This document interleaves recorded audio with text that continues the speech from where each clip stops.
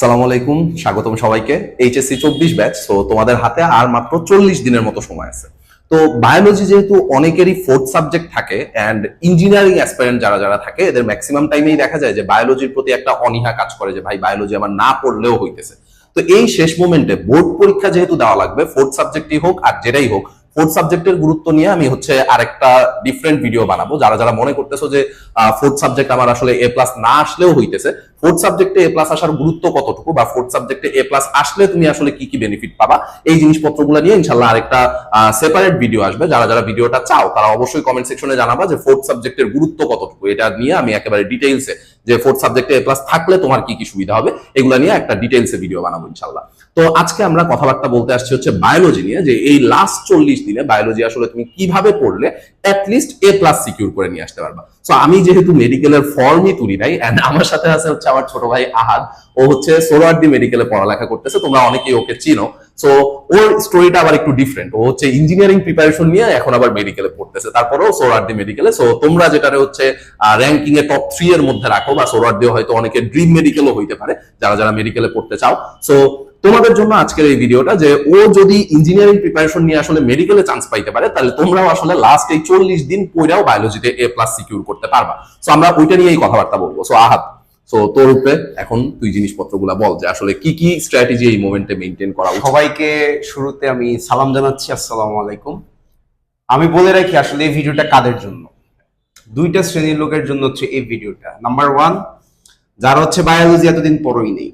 Number 2, যারা পড়ছো but তুমি জানো না আসলে তোমার কোন চ্যাপ্টার গুলো পড়লে ইফিশিয়েন্টলি তুমি এই প্লাসটা নিয়ে আসতে পারবে, মানে কম কষ্টে কম দিয়ে বেশি আউটপুট পেতে পারবে। সো এই দুইটা শ্রেণীর জন্য ভিডিও। আর আরেকটা শ্রেণী আছে পোলাপানের, যেটা কি তারা সব পারে সব জানে, তাদের জন্য এই ভিডিওটা না। ঠিক আছে? আচ্ছা, সো আমাদের বায়োলজিতে দুইটা paper, first paper and second paper. প্রথমটা বোটানি, তারপর জুলজি। এখন আসো, বোটানির মধ্যে আমি এই 5টা চ্যাপ্টারের নাম বলবো। এই 5টা চ্যাপ্টার থেকে 5টা সিকিউ আসবেই, 5টা সিকিউ আসবেই। এবং এই 5টা চ্যাপ্টার থেকে তোমার এমসিকিউ মোটামুটি বলা যায় যে 15 থেকে 17 এই রেঞ্জে কমন পড়তে পারে। ঠিক আছে? তাহলে আমরা চ্যাপ্টারগুলোর নামগুলো আগে জানি। দেখো, ফার্স্ট পেপারে সেটা কি প্রথমে কোষ ও এর গঠন, তোমাদের যেটা প্রথম চ্যাপ্টার। তারপরে তোমরা পড়তে পারো কোষ বিভাজন, খুবই ছোট একটা চ্যাপ্টার। তারপরে আসো অণুজীব, তারপরে নগ্নবীজী এবং আবৃতবীজী উদ্ভিদ, আর জীব প্রযুক্তি। আমরা যদি দেখি এই 5টা চ্যাপ্টারের মধ্যে আসলে আমাদের বড় কোন দুইটা চ্যাপ্টার? দুইটা চ্যাপ্টার বড়। একটা কি, দেখো, একটা তোমার কোষ ও এর গঠন, এই চ্যাপ্টারটা মোটামুটি বড়। আর অণুজীব। এই দুইটা চ্যাপ্টারে কিন্তু তোমার একটু বড় দেখে বলছি। আর বাকি যে 3টা চ্যাপ্টার, কোষ বিভাজন, নগ্নবীজী, আবৃতবীজী, জীব প্রযুক্তি, আমার বিশ্বাস তোমরা যদি এই 3টা চ্যাপ্টার সময় নিয়ে 3 ঘন্টা করে পড়ো, 9 ঘন্টায় তোমার এই 3টা চ্যাপ্টার শেষ হয়ে যাবে। আর বাকি যে 2টা চ্যাপ্টার, সেই 2টা চ্যাপ্টার যদি তুমি আরেকটু টাইম নিয়ে পড়তে পারো, 5-5-10 ঘন্টা দিতে পারো, তাহলে কত হইলো? 10 ঘন্টা এখানে, আর আগে 9 ঘন্টা, টোটাল 19 ঘন্টার মধ্যে কিন্তু তুমি এই 5টা চ্যাপ্টার সিকিউ এবং এমসিকিউ জন্য কভার করে ফেলতে পারবে। ঠিক আছে? আচ্ছা, তারপরে একটা কোশ্চেন আসতে পারে তোমাদের, সেটা কি, ভাইয়া আপনি এত ছোট চ্যাপ্টার থাকতে কেন 2টা বড় চ্যাপ্টারের নাম বলছেন? এটার পিছনে একটা লজিক আছে। সেটা কি? দেখো, আমি কিন্তু বলছি ভিডিওর প্রথমেই তোমার এমসিকিউ কিন্তু কমন ফালানো দরকার। আমি যদি ছোট চ্যাপ্টার গুলোর নাম বলতাম, হয়তোবা তোমার একটা সিকিউ আসতো, বাট তুমি কিন্তু এমসিকিউর মার্কসটা থেকে বঞ্চিত হতা। তাহলে এই জিনিসটা না করার জন্য আমরা এই 2টা চ্যাপ্টারের নাম ইনক্লুড করছি। এই 2টা চ্যাপ্টার যেহেতু বড় এবং ইম্পর্টেন্ট, তাহলে সেখান থেকে আমাদের সিকিউ তো আসবেই, পাশাপাশি অনেক বেশি এমসিকিউ আসার সম্ভাবনা আছে। ওকে, সো মাঝখানে আমি একটু ইন্টারাপ্ট করি, যে বায়োলজি যেহেতু আমি অনেকদিন পড়িও না পড়াইও না, তোমরা অনেকেই হয়তো জানো, আমি বেশ কিছু জায়গায় শেয়ার করছিলাম যে আমি আসলে মেডিকেলের কিন্তু ফর্মও তুলি নাই। সো আমার এইচএসসি পরীক্ষার পরে আসলে বায়োলজির সাথে কোনো সম্পর্ক ছিল না।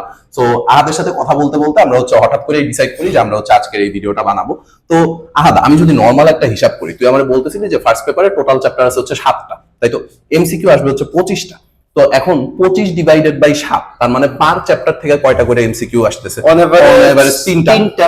বড় চ্যাপ্টার গুলোর থেকে হয়তো 2টা করে এমসিকিউ আসছে, আর 5টা করে আসবে। হ্যাঁ, সো এখন তুমি নিজে হিসাব করো যে তোমার এখানে কিন্তু বড় 2টা চ্যাপ্টার অলরেডি ইনক্লুডেড, সো তুমি কিন্তু এখান থেকেই 10 মার্ক কমন পাইতেছো।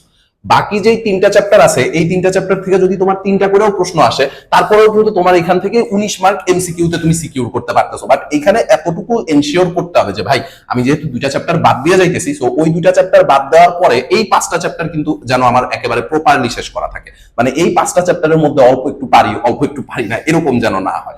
আর আরেকটা কথা আমি একটু বলে দিই, এই কষ্টটা তোমাদের একটু করতে হবে। সেটা হচ্ছে যে তোমরা যদি টেস্ট পেপারটা নিয়ে বসো, টেস্ট পেপারটা নিয়ে বসলেই কিন্তু তুমি দেখবা যে প্রিভিয়াস ইয়ারে কোন কোন টপিক থেকে প্রশ্ন আসছে। যেমন ধর যে আমরা কথার কথা যে কোনো একটা চ্যাপ্টারের কথা বলি, সাপোজ হচ্ছে ছোট কোন চ্যাপ্টারটা আছে, কোষ বিভাজন, জীব প্রযুক্তি। আমার যতটুকু মনে পড়ে যে জীব প্রযুক্তি, আমরা যেহেতু ফুল সিলেবাসে পরীক্ষা দিয়েছিলাম, জীব প্রযুক্তি আমার যতটুকু মনে পড়ে যে বানায়েই অনেক কিছু লেখা যায়। মানে এটা কিন্তু তেমন না পড়লেও তুমি বানায় টানায় অনেক কিছু লিখতে পারবা। কনসেপ্টটা ভালো থাকতে হবে। সো এই জীব প্রযুক্তি থেকেও তুই আসলে বল যে সবগুলা চ্যাপ্টার মানে সবগুলা টপিক থেকে কি প্রশ্ন আসে? জীব প্রযুক্তিতে আছে 2টা টপিক, তোমরা সবাই জানো টিস্যু কালচার আর রিকম্বিনেন্ট ডিএনএ, এর বাইরে কিছুই নেই, কিছুই আসবে না। সো এই তুমি যদি এই 2টা চ্যাপ্টার মানে 2টা টপিক একেবারে প্রপারলি পড়ে যেতে পারো, তোমার কিন্তু এইখান থেকে ও কিন্তু হিসাবও বলে দিছে যে এই চ্যাপ্টারগুলো জাস্ট 3 ঘন্টা করে লাগবে। 3টা চ্যাপ্টার পড়তে আমার 9 ঘন্টা, আর বাকি 2টা চ্যাপ্টার হচ্ছে 5-5 10 ঘন্টা, 19 ঘন্টা। আমি রাউন্ড ফিগারে 20 ঘন্টাই ধরলাম। ভাই তুমি স্টুডেন্ট হয়ে যদি 20 ঘন্টা 2 দিনে ম্যানেজ করতে না পারো, তোমার কিন্তু প্রপার 2 দিন সময় দিলে কিন্তু ফার্স্ট পেপারে মানে একেবারে A+ এনশিওর হয়ে যাইতেছে। প্রপার যদি তুমি 2 দিন সময় দাও, কারণ 20 ঘন্টা যদি আমি ধরি পার ডেতে 10 ঘন্টা করে, সো তোমার হচ্ছে এই 3টা চ্যাপ্টার একদিনে শেষ করে ফেলানো উচিত, বাকি 2টা চ্যাপ্টার কিন্তু আরেক দিনে শেষ করে ফেলানো উচিত। এইটুকু তোমার এখন প্ল্যান হওয়া উচিত। ঠিক আছে, ওকে, বাদ বাকিটা সেকেন্ড পেপার। এরপরে আসো সেকেন্ড পেপারের টপিক চ্যাপ্টার গুলা। দেখো সেকেন্ড পেপারের মধ্যে তোমাদের প্রথম যে 2টা চ্যাপ্টার, সেই 2টা চ্যাপ্টার হচ্ছে মানে একদম প্রথম দিকে ঘাসফড়িং আর হাইড্রার যে চ্যাপ্টারটা সেটা, আর হচ্ছে একদম প্রথম চ্যাপ্টার। এই 2টা চ্যাপ্টার কিন্তু অনেকের কাছে অনেক কঠিন লাগে, তো এই কারণে আমি এই জিনিসটা এখানে দেইনি। আমি এই 2টা চ্যাপ্টার বাদে কি কি দিয়েছি দেখো, পরিপাক শোষণ, রক্ত সংবহন তন্ত্র, জিন তত্ত্ব ও বিবর্তন, চলন অঙ্গচালনা, আর হচ্ছে শ্বসন তন্ত্র। একটা হিসাব দিই তোমাকে, তোমার যেই জিন তত্ত্বের যেই চ্যাপ্টারটা, সেই চ্যাপ্টারে কিন্তু তোমার 2টা অংশ, একটা হচ্ছে জিন তত্ত্বের অংশ, একটা হচ্ছে বিবর্তনের অংশ। ঠিক আছে, আমরা ধরে নিলাম যে কোশ্চেনটা রেগুলার বেসিসে হবে। রেগুলার বেসিসে যদি কোশ্চেনটা হয়, তাহলে তোমার এখান এইটুকু নিশ্চিত যে জিন তত্ত্ব আর বিবর্তনের মধ্যে শুধুমাত্র তুমি যদি জিন তত্ত্বের অংশটা শেষ করো, তুমি কিন্তু একটা সিকিউ পাবাই। আমরা বলতেছি হচ্ছে নর্মালি যেভাবে প্রশ্ন আসে সব সময়, ওই ফ্লোটা যদি থাকে।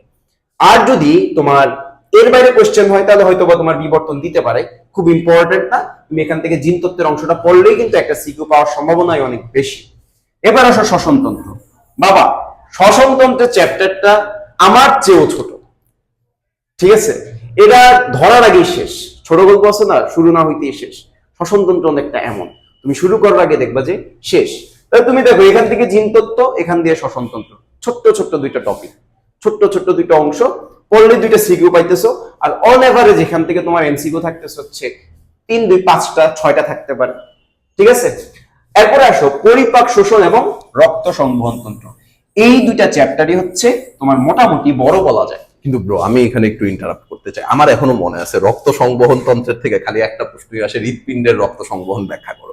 এই একটা প্রশ্ন তুমি বিগত বছর, আমি ঠিক বলছি কিনা, ধর যে 2019-এ আমি যখন ঢাকা বোর্ডে পরীক্ষা দিই, আবার এখনো মনে আছে, আমরা এক সিরিয়ালে 6 জন বৈশা হৃৎপিণ্ডের রক্ত সংবহন আঁকতেছিলাম। যেই স্যার গার্ডে পড়ছিল উনি হচ্ছে বারবার করে আইসা দেখতেছে যে মানে 6 জন একই সিরিয়ালে একই প্রশ্ন অ্যান্সার করতেছে। সো এখান থেকে যদি তুমি টপিক বাছাই করো, টপিক বাছাই করলেও কিন্তু তুমি ওই একটা হৃৎপিণ্ডের রক্ত সংবহনের যে কি বলে ওই যে রোড ম্যাপ বলে মনে হয়, মানে যেই নালী দিয়ে ঢুকে যেদিক দিয়ে বের হয়, তুমি যদি এই জিনিসটা ভালো মতো পড়ো, ছবিটা যদি আঁকা শিখো, ওখান থেকে কিন্তু তুমি অ্যাটলিস্ট 3 মার্ক বা 4 মার্ক শিখো। আর আরেকটা ইন্টারেস্টিং জিনিস হচ্ছে, আমি আপনাকে বলি, রক্ত সংবহন তন্ত্রে যে আপনি কথাটা বললেন, হৃৎপিণ্ডের গঠন মানে রক্ত সংবহন প্রক্রিয়া, এই টপিকটা পড়লে, শুধুমাত্র এই টপিকটা সে যদি বুঝে পড়ে, এই চ্যাপ্টারে সিকিউতে আসার মতো যত টপিক আছে সব করা হয়ে যাবে। সো দেখো তোমার চ্যাপ্টার গুলা কিন্তু বড় না। আচ্ছা আমরা যদি এখানে একটু হিসাব করি আগেরটার মতো করে, যে ধর যে এখানে ছোট চ্যাপ্টার গুলা পড়তে আসলে কতক্ষণ সময় লাগতে পারে? যেমন প্রথম পেপারটা তো আমি বলি 20 ঘন্টার মতো অ্যারাউন্ড। দ্বিতীয় পেপারের জন্য তোমার জিন তত্ত্বের অংশটা পড়তে হাইয়েস্ট 2 থেকে 2.5 ঘন্টা লাগবে। এখানে কিছুই নাই। ঠিক আছে, এখানে তোমার 2, 3, 4টা টপিক আছে সিকিউতে আসার মতো। ঠিক আছে, আড়াই থেকে 2 ঘন্টা, আমি 3 ঘন্টাই আচ্ছা 3 রাউন্ড ফিগারে 3। শ্বসনতন্ত্র এটা যদি তুমি সিকিউ বেসড পড়াশোনাও করো তাও তোমার এটা 2.5 ঘন্টা লাগবে। 2.5 ঘন্টার বেশি 1 মিনিটও লাগার কথা না। দুইটা মিলে 5 ঘন্টা। 5 ঘন্টা। ওকে, এরপর আসো চলন এবং অঙ্গ চালনা। এই চ্যাপ্টারটা খুব বেশি বড়ও না, আবার খুব বেশি ছোটও না, মিডিয়াম একটা চ্যাপ্টার। বাট এখান থেকে তোমার কি আসে, একদম সিলেক্টিভ কিছু টপিক আসে। যেমন ধরো যে তোমার যে হ্যাভার্সিয়ান তন্ত্র এটা আসবে, এরপর হচ্ছে তোমার আসতে পারে যে পেশির যেই গঠনগুলা, ঠিক আছে, পেশির যে প্রকারভেদ তাদের গঠন, এগুলাই আসবে। আর তরুণাস্থিটা আসতে পারে, ঠিক আছে, এগুলাই আসে এই চ্যাপ্টার থেকে। আর এর বেশি তেমন কিছুই নেই। ওকে, আর পরিপাক ও শোষণ এবং রক্ত সংবহনতন্ত্র এই দুইটা চ্যাপ্টার একটু বড়, ঠিক আছে। কেন বড় দুইটা চ্যাপ্টার বলছি, কারণ হচ্ছে ভাই আমাদের ওখান থেকে আবার এমসিকিউ কভার করতে হবে, ঠিক আছে। সিকিউর দিকে তাকালে আসলে এ প্লাস আসবে না, এটা সত্যি কথা।